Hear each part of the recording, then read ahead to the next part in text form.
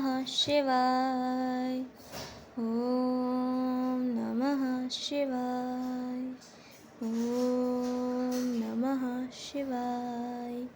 शिव महापुराण सप्तम वायव्य संहिता 11वां अध्याय आदि सृष्टि विवेचन। मुनि बोले, अब आप मुझे मनवंतर और कल्पों के भेद तथा उनके प्रत्येक सर्ग को बताने की कृपा कीजिए। वायु बोले, पहले जो मैंने ब्रह्मा का आयु काल कहा है, उसके दूसरे प्रारब्ध में संहार होता है। तभी उसी पूर्वजन्म ब्रह्मा के एक एक दिन में 14 मनु हो जाते हैं। उस मनवंतरों और कल्पों का वर्णन नहीं हो सकता, क्योंकि वे अनादि विद्यमान हैं, अनंत और अज्ञेय हैं। तब इस प्रकार अनेक कल्पों में जो इस समय का कल्प वर्तमान है, उसका नाम वराह कल्प है। इसमें भी 14 मनु और 7 स्वयंभू आदि और 7 स्वर्णी आदि हैं, जिसमें इस समय 7वें मनु वर्तमान हैं। विज्ञानियों का तर्क है कि सभी मनवंतरों में उत्पत्ति और संहार समान भाग से होता है। प्रथम कल्प में काल मारुत ने सब वृक्षों को उखाड़ त्रिलोक को तिनके के समान जला दिया था। फिर जल बरसा कर सारे जगत को सागर कर दिया। सारी दिशाएं उस महाजल में निमग्न हो गई और तरंग रूप तैरने लगे। फिर वह प्रलय जल प्रचंड रूप से नृत्य करने लगा और ब्रह्मा जी नारायण के रूप में मिलकर उनमें समाकर जा सोए। तब जन्नलोक निवासी और सिद्ध उन त्रिदेश्वर को प्रभात में स्रोतों द्वारा वैसे ही जगाते हैं, जैसे सृष्टि के आदि समय में श्रुति महेश्वर को जगाती है। तब योग निद्रा से अलसाते हुए नेत्र वाले भगवान जल के मध्य में स्थित सैया से उठकर सब दिशाओं को देखने लगते हैं, परंतु अपनी आत्मा के सिवाय उन्हें और कुछ दिखाई नहीं पड़ता। वे अपने उन पिता त्रिलोचन भगवान शंकर जी का स्मरण करते हैं, जो कि अखंड तेजधारी और देवों के देव हैं। तब भगवान शंकर के इस स्मरण से धरणीपति ब्रह्मा को यह ज्ञान होता है कि पृथ्वी जल में डूब गई है। तब ब्रह्मा जी पृथ्वी का उद्धार करने के लिए वराह रूप का स्मरण करते हैं। फिर तो सर्वभोग संपन्न वराह भगवान पर्वत के समान वहाँ आ प्रकट होते हैं। इस प्रकार ब्रह्मा जी विपुल तथा अमित वराह रूप धारण कर पृथ्वी का उद्धार करने के लिए रसातल में चले जाते हैं और सलिल में निमग्न पृथ्वी को अपनी दाढ़ों से उखाड़कर ऊपर रखकर रसातल से निकाल कर लाते हैं। पश्चात वही भगवान पृथ्वी को स्थिर कर उस पर पहले की तरह पर्वतादिक को रख भू आदिक 4 लोकों की कल्पना कर देते हैं। इस प्रकार उस विश्वकर्मा द्वारा चराचर जगत की रचना हुई है। इस प्रकार से शिव महापुराण सप्तम वायव्य संहिता का 11वां अध्याय समाप्त। बोलिए उमापति महादेव की जय।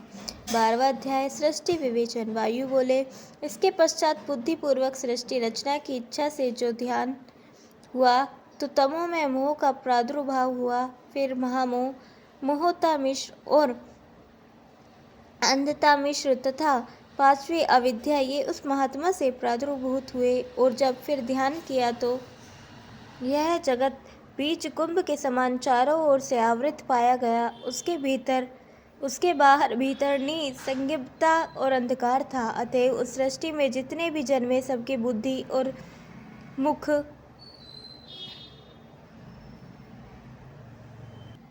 मुख इंद्रियादिक आशक्तित थे। इसी से वे अक्ष आदित आत्मा वाले पर्वत और वृक्ष के रूप में उत्पन्न हुए।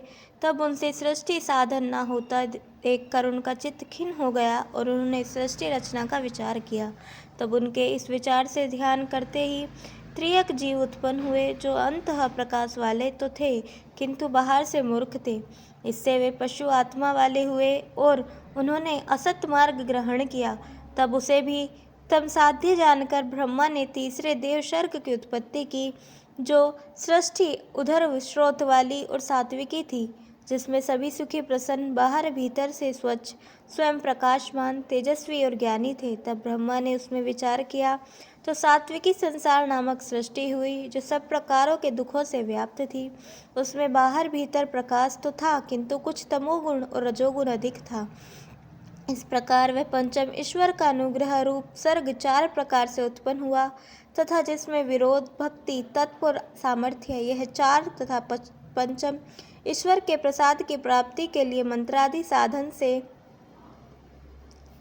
फलों की प्राप्ति का मार्ग ग्रहण करने वाले सब स्त्री पुरुष धनादि के विभारत हुए, जो भोजन में तीव्र असील भूतादि थे, जिन्होंने परमेष्ठी में पहला सर्ग माना, दूसरी तन्मात्रा को भूत सर्ग और तीसरे को वैकारिक ज्ञान कर्मेंद्रियां रूप सर्ग कहा। प्रकृति का यह जड़ प्रकृति सर्ग है और इसमें चौथा मुख्य हुआ जिसमें स्थावर मुख्य कहे गए और जो त्रियक सोत्र है, यह पंचम त्रियक योनि हुई।